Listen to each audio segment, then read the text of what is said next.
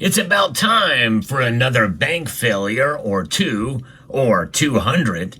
We're going to talk about what that would mean for the economy as well as for silver's price in this video as we explore.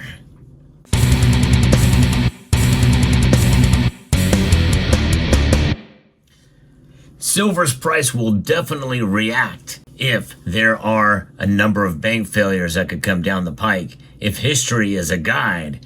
And we're going to look at what happened in the past, especially during the financial crisis of 2007 and 2008, specifically with bank failures, and how that very well could have played a role in silver's moonshot up to $50 an ounce. History often does not repeat, but most of the time it does rhyme.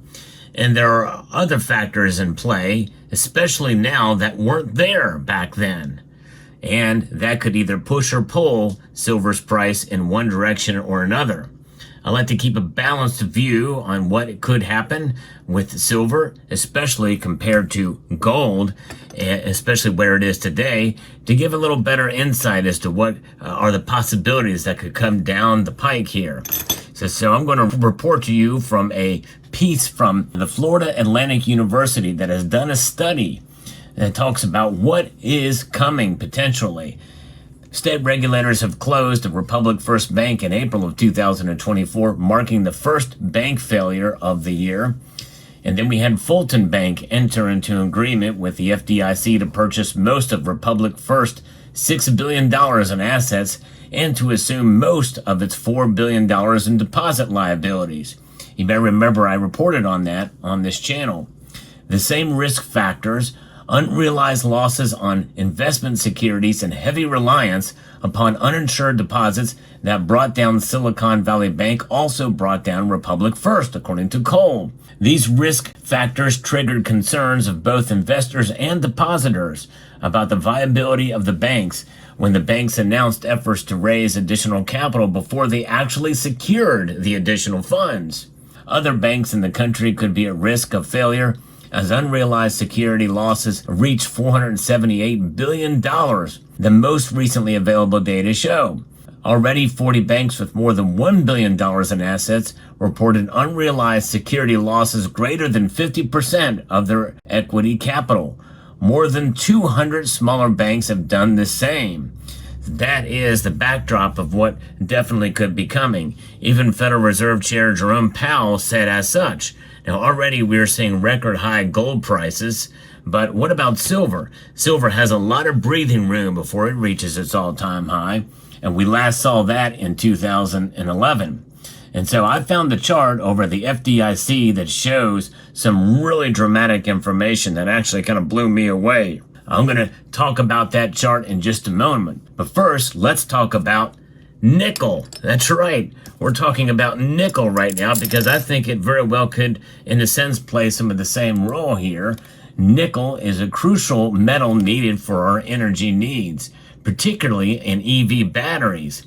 And if you think demand for those are going down, think again, because EV batteries are used in hybrid vehicles as well. One of Toyota's top-selling models, the Camry, is only being sold as a hybrid vehicle. This means that there is and will continue to be great demand for nickel.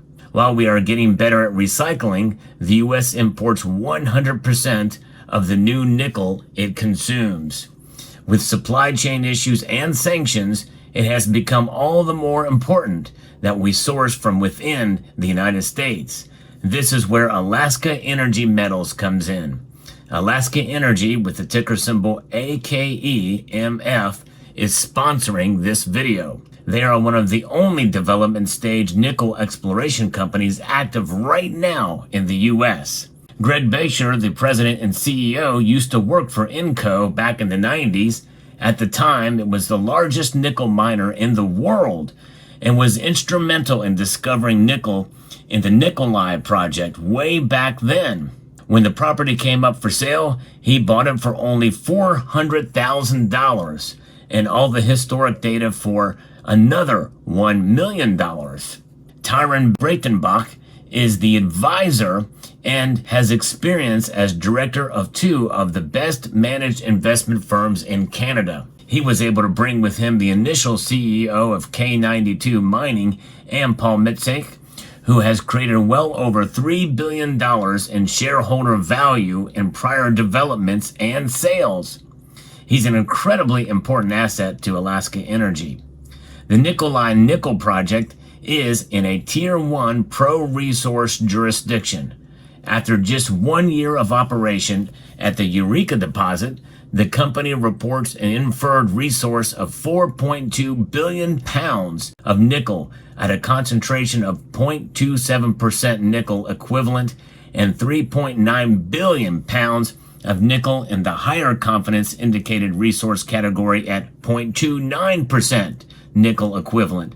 This is one of a small handful of nickel development projects going on in the United States, and that is high-grade deposit there. Despite the success so far, it's trading for a market cap of only $15 million. The project is well situated from an infrastructure standpoint. Drilling is imminent. The scale of the project should attract some of the larger mining companies in the world. The Eureka deposit of the Nikolai project is in an area adjacent to where Cobalt Metals has also staked claims.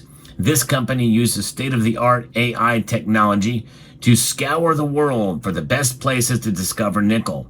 Their technology led them to the same area that Alaska Energy Metals had staked up a year earlier.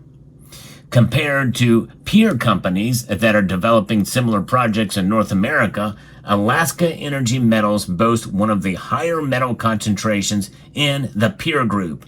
Despite the obvious attributes, Alaska Energy Metals has one of the smallest market caps compared to its peers. Battery production companies, car companies, stainless steel companies, refiners, and mining companies are getting nervous about metal supply chains, nickel in particular, and are making strategic investments. Alaska Energy Metals presents a strong candidate for share price increase. It should catch up to its peers as they drill to expand their resource. Do your own due diligence on Alaska Energy. I'm going to post a link to their website in the description below, as the price is at the lowest it has been, making potential all the greater. So that's nickel, and this is an actually pure nickel piece that you see here. And Canada, actually, if you want to get some good deals on actual physical nickel, this might be one place to go. Check your local coin shop for pure nickel nickels from Canada. Now, we look at this chart that the FDIC has. This kind of blew me away about the bank failures. This tells us the two things: the number of bank failures and the total assets involved in those failures. And when we look at 2007 and 2008, really 2008 is when the bulk of these bank closures happened, but the most happened in 2010. But at the very beginning, the total assets in billions of dollars was $373.5 billion in 2008. That shock reverberated through so that in 2009, we saw 140 bank failures. In 2008, there was just 25. Then you see the total assets, because there wasn't much left by then, fell dramatically to 170 billion. And then in 2010, it was just 96 billion. This gives you some insight when 2010 there, when you had 157 more banks fail. And then 2011 was next to nothing, but 92 other banks failed in 2011. And then it just went down fairly dramatically from there. But really, these bank failures that we've been seeing, they really didn't stop at any appreciable level until 2018. There was none. And then we started to see some of them happen in 2019 and 2020. But in 2023, that's when it was a pretty big news that I reported, and other channels have reported about these bank failures that have been going on. And we saw, to some extent, silver react. But what happened in 2011? We saw silver price get up close to $50 an ounce. Now, it wasn't just because of these bank failures. There were other factors involved as well, too. But keep in mind that the bank failures did not hurt silver's move up to $50 an ounce. And when you think about how at this time, by 2011, the economy and the market had digested the reality that we find ourselves in, people were looking for silver, and a lot of physical silver too. That could happen again soon, especially considering we have inflation on our hands right now.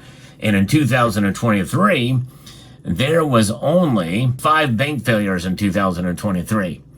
But the total assets were $548.7 billion, far exceeding what was in 2008. That is big. Keep in mind, it's not as alarming as you may think, because those are real dollars, and adjusted for inflation, it's probably still less than what we saw in 2008. Many people think that there is another housing crisis on hand, and more than likely these big bank failures, especially what's going on now, and with inflation, they are going to be huge. And gold is reacting only somewhat to that, because it's already at an all-time high in nominal dollars. But what will happen to gold? I think it'll continue to rise, but maybe not as much as silver. I think potentially, especially with what we're seeing now, with a couple of months going in between, from what happened in 2007 when they really first kind of started. In 2007, it was marginal. And then 2008 hit, and it was a big time move, and then it just cascaded from there. And we could see something like that again, I think, no matter who is elected president. And so that is something to consider, and I think silver will likely benefit from that. Even as such, I'm not saying that silver is going to go crazy, but it would not surprise me in the least to see silver trade in the mid-40s if this were to happen. Or maybe even more. Within a couple of years, after the initial shock of the crisis, when people run to the safety of cash, and we might see actually silver fall, it would not surprise me to see silver trade north of $60 or $70 an ounce. However, that's speculation on my part, but think about what's going on. We have inflation as well as all the other things and that are coming into play with more bank failures and concern. I think there's much more danger down the road than there was back in 2007 to 2008. We have seen calls like this before for a lot longer than what we've seen in the past, and usually people panic and they buy based off of what people predict and what people say, but no one really knows exactly the outcome of this. But I think it's a good idea to keep your eye on silver, as it may provide an opportunity where there may not be with gold, because it's already kind of maxed out where it is. Let me know what your thoughts are in the comment section down below. I hope you found this video informative, insightful, and educational. I'd like to extend a multitude of gratitude to each and every one of you for taking the time to watch, and to encourage you to please rate, share, comment, and subscribe.